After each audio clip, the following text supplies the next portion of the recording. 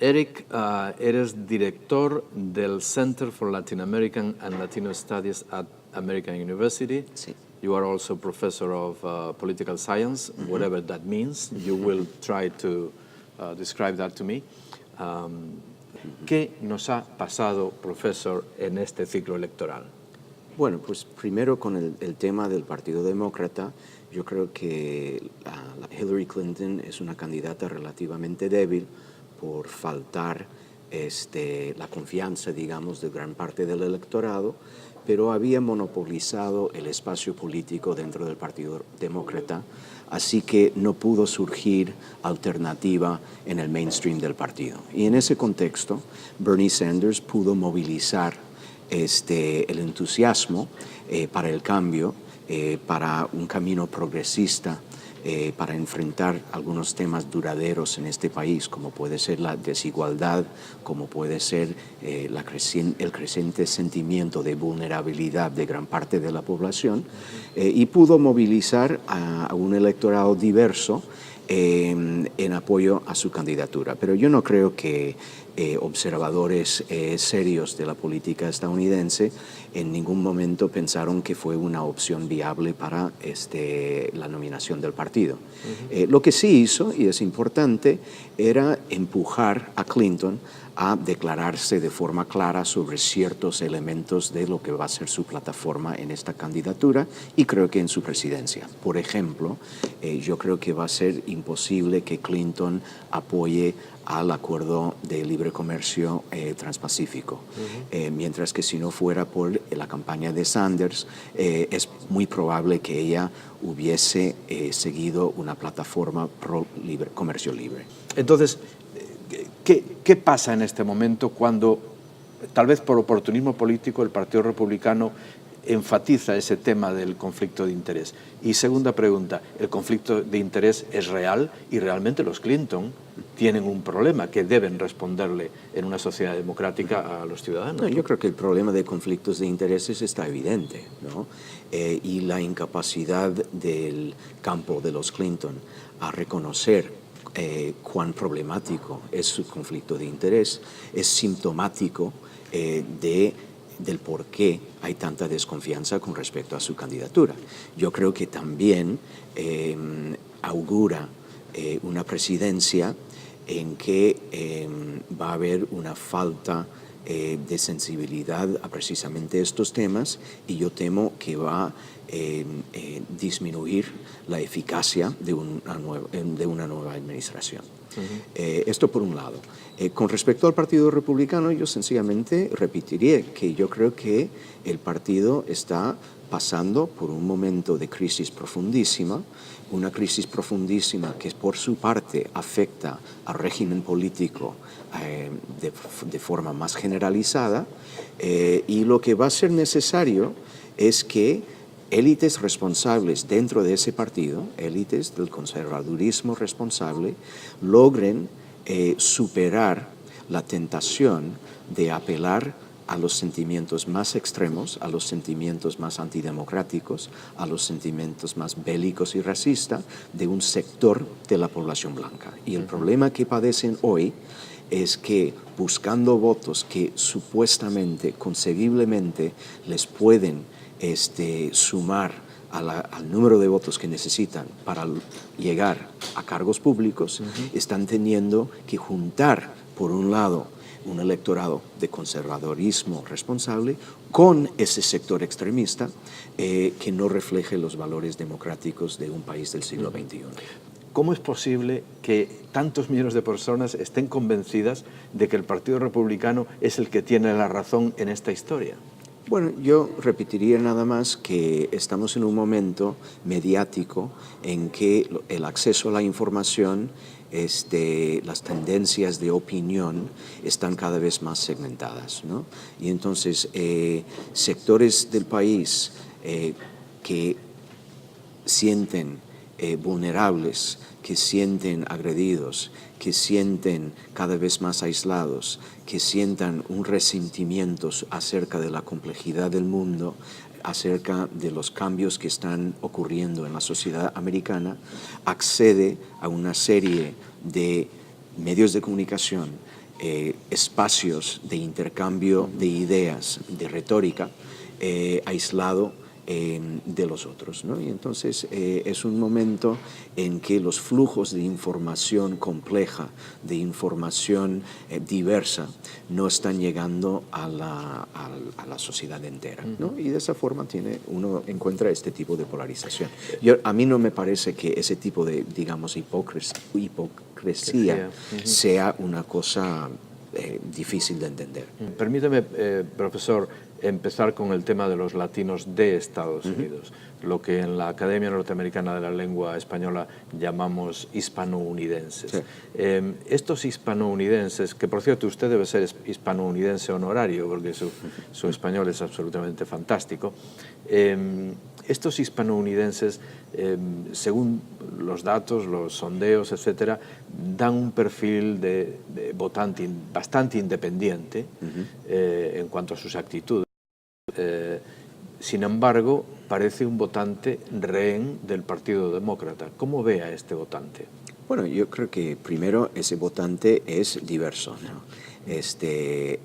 La comunidad latina en Estados Unidos, la población latina en Estados Unidos, que se suma a más de 50 millones de personas, viene de diversos países, sus orígenes vienen de diversos países. Hay quienes han estado, sus familias han estado aquí durante siglos, y hay quienes han llegado exclusivamente en esta generación o una generación anterior. También desde el punto de vista socioeconómico es una población muy diversa. Ahora, habiendo dicho esto, es una población que mayoritariamente está preocupado con el papel del Estado en cuestiones como el estímulo del empleo, la protección en el área de la salud. No es una población, y respecto a sus posturas religiosas, que favorece la intervención del Estado en temas personales, como podrían ser el matrimonio, como podrían ser decisiones sobre la reproducción, etc. Y entonces es una población que no ha, en su mayoría, ¿no?, que no ha asumido las posturas de un partido republicano que está mayoritariamente oponiéndose a medidas como el Affordable Care Act, el llamado Obamacare. Es más, en este contexto en que el país padece una crisis muy importante con respecto al estatus de más de 10 millones de personas inmigrantes aquí, en que hay un partido que no ha logrado llegar a un consenso acerca de la necesidad de una política responsable, y pueden haber diversas respuestas, pero una política responsable de incorporación de esos sectores, y es más, nombra para su candidatura una persona que moviliza el odio, que moviliza el racismo, que llama a los inmigrantes como violadores, como narcotraficantes, contra cualquier dato empírico, movilizando nada más el resentimiento y el odio. Es una población que reconoce que eso es un riesgo, y afortunadamente se moviliza en contra de esa pesadilla que sería una mayoría política que se afiliaría a esas posturas. Dos trazos entonces sobre Latinoamérica. ¿La paz en Colombia es un hecho, según usted ya? Bueno, el logro del acuerdo de paz es importantísimo, es un momento clave en la historia de Colombia. Ahora bien, el llegar a un acuerdo es un paso importante, pero va a haber dificultades en la implementación del acuerdo. Digamos, a largo plazo, la sociedad colombiana es una sociedad radicalmente polarizada y con desigualdades extremas. Hay niveles de exclusión social de sectores importantísimos de ese país que van a tener que resolverse en cierta medida durante las próximas décadas para que eso sea una sociedad pacífica y una sociedad en la cual hay oportunidades de un mínimo nivel de bienestar por parte de toda su población. En el en la medida en que el Estado colombiano logre las reformas en el sector rural, logre las reformas de sistemas educativos, logre las reformas en mercados laborales que permitan que un 40 o 50% de su población que hoy vive en la miseria pueda vivir de una forma digna, yo creo que la paz puede durar. Lo otro que hay que enfatizar con respecto al caso colombiano es una cosa más coyuntural y menos de largo plazo. El presidente Santos, por motivos que yo creo que se puede entender, ha insistido que para que este acuerdo de paz entre en vigor, tiene que ser apoyado en un plebiscito por parte de la población. Y todos los pronósticos sugieren que ese referendo va a resultar en una victoria, un triunfo del presidente. Sin embargo, no hay que olvidar que el presidente anterior, el presidente Uribe, cuya forma de aproximarse al conflicto colombiano era una forma exclusivamente bélica, se está oponiendo y va a movilizar una campaña feroz en contra del acuerdo. Y si vemos justamente en este verano, ¿qué pasa cuando un jefe de gobierno introduce un plebiscito en que tiene una postura muy clara y supone que lo va a ganar, pero de repente no lo gana? Pues miramos nada más a Reino Unido. Y el primer ministro Cameron ya no es primer ministro y Inglaterra se enfrenta una situación verdaderamente desafortunada y, irónicamente, evitable, ¿no? Y ojalá no ocurra proceso semejante en Colombia. En Colombia, lo sabremos en octubre. Terminemos con el cumpleaños de Fidel Castro y lo que Obama consiguió hacer, en realidad ocurre durante el mandato del presidente Obama. Obama se convierte en el presidente que finalmente visita Cuba. Hay mucha historia alrededor de todo esto. Y mucho drama, a veces mucho drama innecesario, mucha telenovela, diría yo. Póngame en un par de pinceladas el contexto del 90 cumpleaños de Fidel y de las relaciones Cuba-Estados Unidos. Bueno, Fidel ya no figura como actor importante, diría yo, en la relación bilateral Cuba-Estados Unidos. La clave en la historia del hemisferio del siglo XX y entrando un poco en el siglo XXI, y es un actor central en la dinámica conflictiva entre Estados Unidos y Cuba desde la Revolución Cubana, que fue un fenómeno de gran importancia en la historia de América Latina durante el periodo en cuestión. Hoy en día, la clave para la relación bilateral, creo yo, tiene que ver con la capacidad o no del sistema cubano de renovar su economía para que sea funcional. Hay una gran potencial para que esa relación bilateral funcione para nutrir una renovación de la economía cubana. Pero eso solo va a ocurrir junto con reformas necesarias en la economía cubana, que hoy en día se debate, algunos se están introduciendo, pero no se están introduciendo con suficiente rapidez ni con suficiente unidirección, ¿no? Y eso tiene que ver con resistencias dentro del régimen político cubano, reticencias que reflejan no tanto la influencia de Fidel, que ya con 90 años está viviendo una vida de jubilado, de anciano en estado de salud vulnerable, ¿no?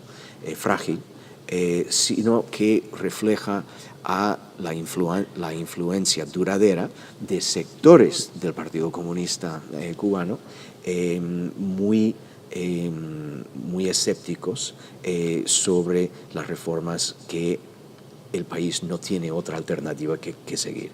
Y eso se está viendo hoy en día aún más con los impactos que está teniendo la crisis venezolana sobre la economía cubana, que va a entrar en recesión, que está teniendo crisis energética. Y hay un debate fuerte en Cuba hoy sobre si hay que acelerar las reformas o no. De todas maneras, la relación bilateral con Estados Unidos puede ser un factor clave para nutrir esas reformas necesarias y para que tengan éxito. Por otra parte, el tema Cuba y la apertura que Obama y Raúl Castro lograron a finales del 2014 es muy importante para el papel de Estados Unidos en América Latina, porque yo creo que hay un consenso y yo creo que es algo que motivó al presidente Obama de iniciar ese proceso que llamamos de normalización, aunque hay que notar que nunca ha habido una relación normal entre Cuba y Estados Unidos desde el siglo XIX. Desde la independencia de Cuba nunca ha habido una relación normal. Y no es porque Cuba no quería relación normal, ¿no? Y por primera vez con la administración Obama hay una declaración abierta de que este país respeta la soberanía nacional de Cuba y quiere una relación normal, cosa que va a durar años para lograr, pero hemos hecho unos avances importantes. En ese contexto, yo creo que hay un consenso de que en América Latina la paciencia con la insistencia de Estados Unidos de mantener una política imperial, una política de Guerra Fría con respecto a un país de América Latina, concretamente Cuba, la paciencia ya estaba agotada. Y la postura beligerante de Estados Unidos con respecto al régimen cubano ya se había convertido en irritante, relevante para las relaciones bilaterales entre Estados Unidos y países importantes de la región.